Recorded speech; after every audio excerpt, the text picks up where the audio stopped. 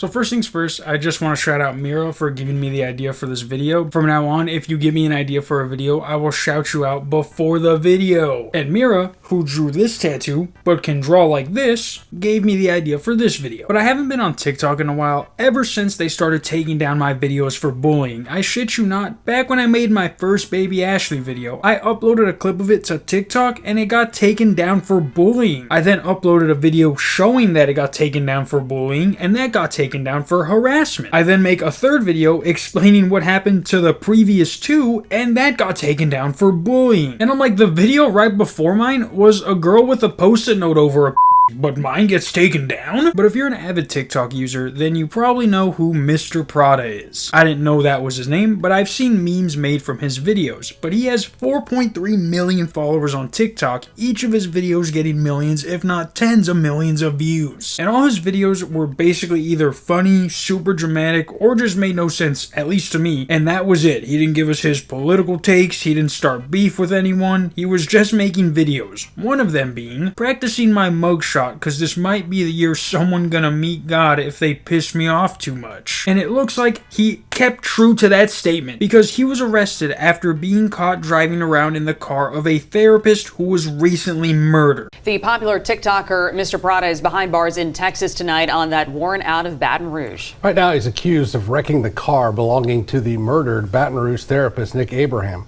Investigators say their suspect then took off from police and then somehow ended up in Dallas, Texas. Now, I will say he wasn't arrested for the murder itself, but instead for aggravated criminal damage to property, resisting arrest, and unauthorized use of a motor vehicle. All of which I would have been like, cool, had I just murdered a guy. Oh, you're only gonna charge me for the car stuff? Hell yeah, lock me up, baby, no takebacks. Like, I'm sure you don't get a hold of a dead person's car if you weren't the guy who killed him, or just knew the guy who immediately killed him and he's like, hey, I got something for you, and you're like, no way, a car?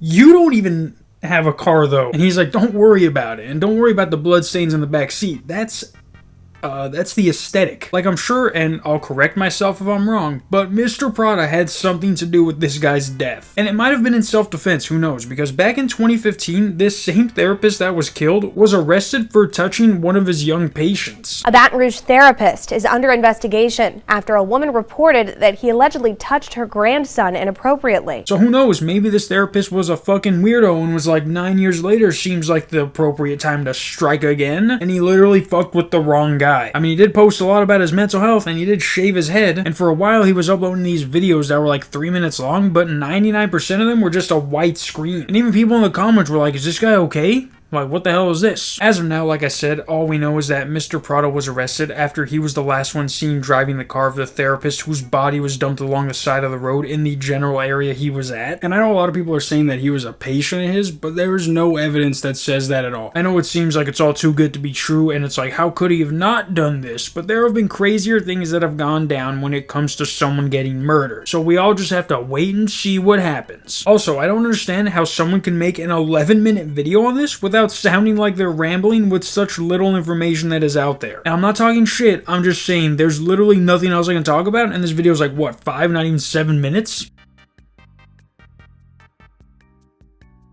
But yeah guys, see ya later today. Peace.